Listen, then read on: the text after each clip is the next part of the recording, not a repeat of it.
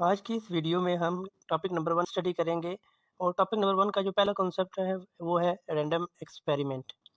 ऐसा एक्सपेरिमेंट जिसकी आउटकम या रिज़ल्ट या आउटपुट के बारे में हमें पहले से अंदाज़ा ना हो कि इसकी आउटपुट क्या आएगी। मतलब ये है कि हम एक्सपेरिमेंट की आउटपुट देखने से पहले 100% यकीन के साथ ये ना बता सकें कि इसकी आउटकम क्या आएगी।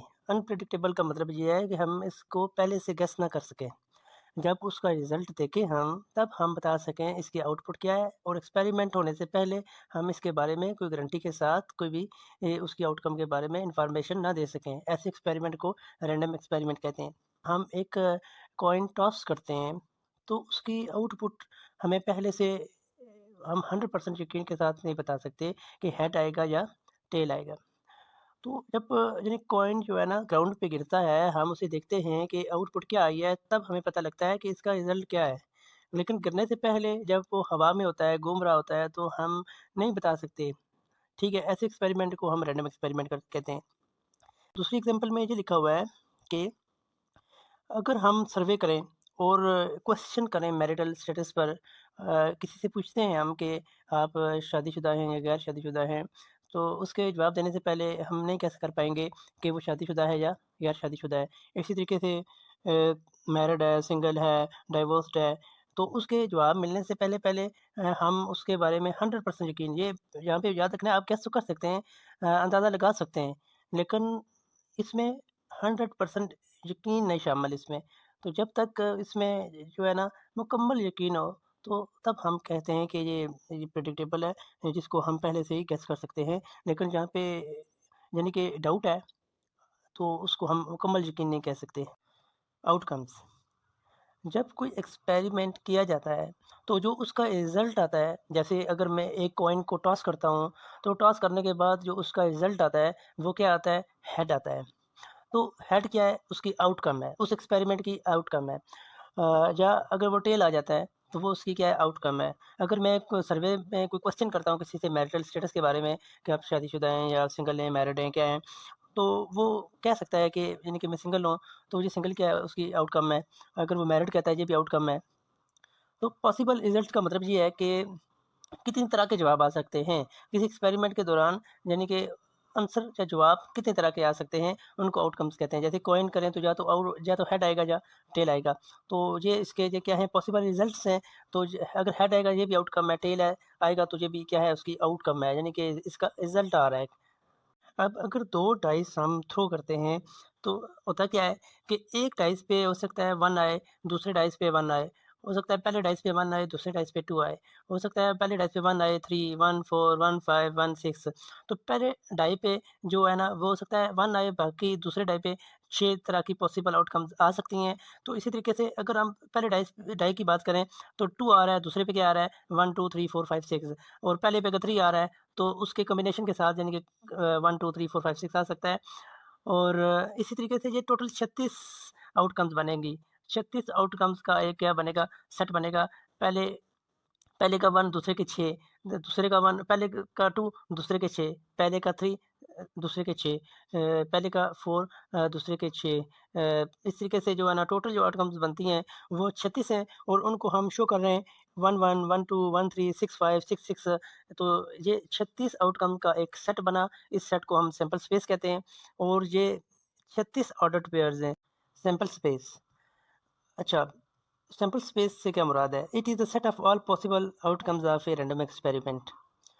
तो किसी एक्सपेरिमेंट की जितनी भी आउटकम्स हो सकती हैं, उन तमाम आउटकम का जो हम अगर एक सेट बनाएँ, तो उस सेट को सैंपल स्पेस कहते हैं। मिसाल के तौर पर जब हम कॉइन को टॉस करते हैं, तो ज़्यादा से ज़्यादा आउटकम कितनी आ सकती हैं? या तो हेड आएगा या टेल आएगा। तो हेड और टेल यानी कि दोनों का अगर हम एक सेट बनाएँ, कंप्लीट सेट बनाना है, जितनी भी आउटकम्स आ सकती हैं, सबका यानी कि कंप्लीट उनको इकट्ठा करना है, उनका सेट बनाना है और जो सेट बनेगा, उसको हम कहते हैं, ये क्या है? सैंपल स्पेस है। जहाँ नीचे एग्ज़ाम्पल दी हुई है, एग्ज़ाम्पल नंबर 1 में जो पॉसिबल आउटकम्स थी वो थी हेड और टेल। एग्ज़ाम्पल 2 देखें, एग्ज़ाम्पल 2 में टॉस है सिंगल डाई। तो अगर हम एक सिंगल दाने को जब थ्रो करते हैं, तो या तो 1 आएगा, 2 आएगा, 3 आएगा, 4 आ सकता है, 5 आ सकता है, 6 आ सकता है। 6 तरह के पॉसिबल आउटकम्स आ सकते हैं और ये हमें पता नहीं होता, ये यानी कि रैंडम आ रहे होते हैं। तो पॉसिबल आउटकम किसी तरह के आ सकते हैं जब हम डाई को क्या करते हैं, थ्रो करते हैं। तो अब 6 तरह के क्या हैं, आउटकम्स आ रही हैं। 6 तरह की आउटकम्स आने की वजह से हम जब इन 6 आउटकम का एक सेट बनाते हैं, तो उसको हम लिखते कैसे हैं, S इज़ इक्वल टू 1 2 3 4 5 6। तो ये 1 2 3 4 5 6 का जो एक सेट बना है, ये एक सैंपल स्पेस बन गई है, उसको हम S से शो कर रहे हैं। ऐसा एक्शन जिसके थ्रू हेड या टेल आए जब हम एक कॉइन को टॉस करते हैं, तो उस एक्शन को अक्रंस को हम इवेंट कहते हैं। जब हम तो फेयर डाइस थ्रो कर रहे थे, तो उसकी जो टोटल सैंपल स्पेस हमारे पास आई थी, सैंपल स्पेस वो 36 ऑर्डर्ड पेयर पे मुश्तमिल थे।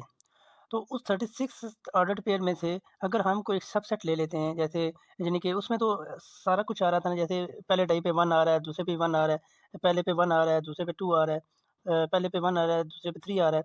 तो ऐसे यानी कि ये 36 से 6 तक जा रही थी। टोटल जो ऑर्डर पेयर बन रहे थे वो 36 बन रहे थे। अगर हम इन 36 में से अगर हम इन सब 36 में से ले लें कुछ ऐसे जिसमें 1 और 1 आए, 1 2 2 आए, 3 3 आए, 4 4 आए, मतलब ऐसे ऑर्डर पेयर जिनके जिनके पहला नंबर और दूसरा नंबर सेम है। तो ये जो हम सबसेट ले रहे हैं, ये उस सैंपल स्पेस में से ही है। तो ये उसका सबसेट है, इसलिए ये एक इवेंट है। अब इसकी एग्जांपल है, set of ordered pair which yield sum which is an even number. हम उस 36 सैंपल स्पेस में से वो नंबर ले रहे हैं जिनको जमा किया जाए तो वो एक इवन नंबर बन जाए। तो ये सैंपल स्पेस के सबसेट में से ही है, मतलब कि जो नंबर हम ले रहे हैं वो सैंपल स्पेस से ले रहे हैं। तो जो नंबर ले रहे हैं वो क्या है, सैंपल स्पेस का एक सबसेट है, इसलिए ये भी एक इवेंट है। एग्जांपल नंबर 2 देखें तो set of ordered pair in which both the number are same. तो ये मैं ऑलरेडी एक्सप्लेन कर चुका हूँ कि पहला और दूसरा 1 1 है, 2 2 है, 3 3 है, 4 4 है, यानी कि इससे दोनों नंबर सेम है। तो ये भी सैंपल स्पेस में से ही है और ये भी उसका एक इवेंट है। इसके अलावा और एग्जांपल भी हो सकती है, जैसे 1 और 4 को जमा करें तो 5 आएगा। ये क्या है, 5 आ रहा है। ये 3 और 2 को जमा करें 5 आ रहा है। 4 और 1 को जमा करें 5 है। तो ऐसे ऑर्डर पे लिए जिनको जमा करने से हमारे पास 5 आ रहा है। ठीक है? तो ये भी एक उसका सबसेट है सैंपल स्पेस का, ये भी एक इवेंट है। तो इवेंट मुख्तलिफ तरह के हो सकते हैं, ज़रूरी नहीं है कि जो एग्जांपल नंबर 1 है, 2 है, इसी तरीके से ये जस्ट ये 2 किस्म के ही इवेंट हो सकते हैं, इससे ज़्यादा भी हो सकते हैं। जैसे अगर 2 नंबर को जमा करें तो वो एक ऑड नंबर बन जाए, जैसे 1 6 है, 2 5 है, 3 4 है। अगर ऑड पेयर के जमा करने से एक और नंबर बन रहा है, वो भी क्या है, एक इवेंट है। तो नीचे 2 एग्जांपल दी हुई हैं, ए और बी। इसमें ये बताया गया है कि बी ए का क्या है, सबसेट है।